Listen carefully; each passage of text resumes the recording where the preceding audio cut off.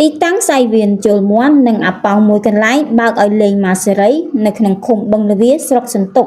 ដែលកំពុងប្រឆាំងនឹងគោលនយោបាយភូមិឃុំមានសុវត្ថិភាពរបស់រាជរដ្ឋាភិបាលកាលពីថ្ងៃទី8ខែមិថុនាឆ្នាំ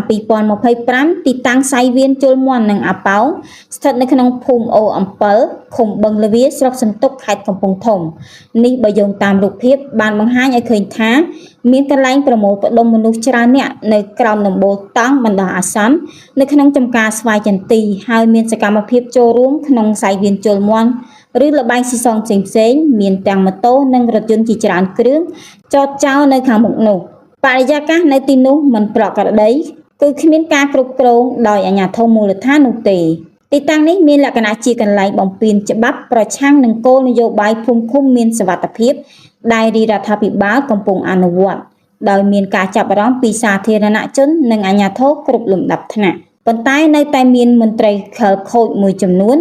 លាក់ខ្លួនចងក្រងគ្នាជាប្រព័ន្ធលួចបង្កើតបទល្មើសល្បែងស៊ីសងដោយខុសច្បាប់ជលមន់អាប៉ោង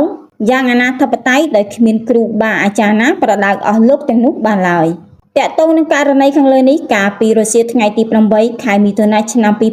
2025ក្រុមអ្នកយកព័ត៌មានយើងបានទំនាក់ទំនងតាមរយៈ Telegram ទៅលោកម៉ៅចន្ទធីអធិការស្រុកសន្ទុកអំពីករណីល្បែងស៊ីសងដែលមានទីតាំងសាយវៀនជលមន់និងអាប៉ោងនៅក្នុងភូមិអូអំពិលឃុំបឹងលវាស្រុកសន្ទុកខេត្តកំពង់ធំ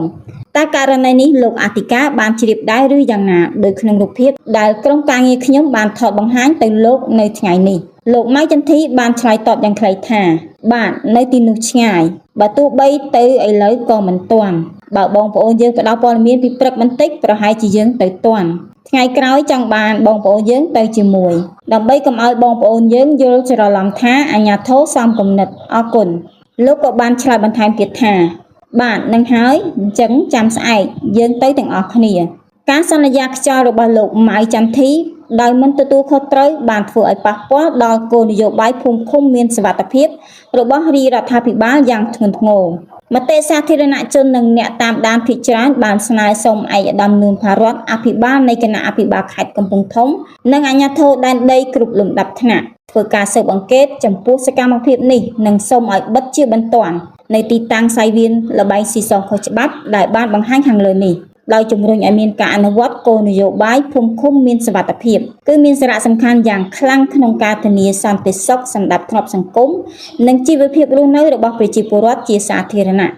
ដើម្បីអនុវត្តគោលនយោបាយនេះឲ្យបានប្រសើរឡើងត្រូវអនុវត្តវិធានការសំខាន់ៗបង្កើនការអភិវឌ្ឍសមត្ថភាពនៃអាជ្ញាធរមូលដ្ឋាន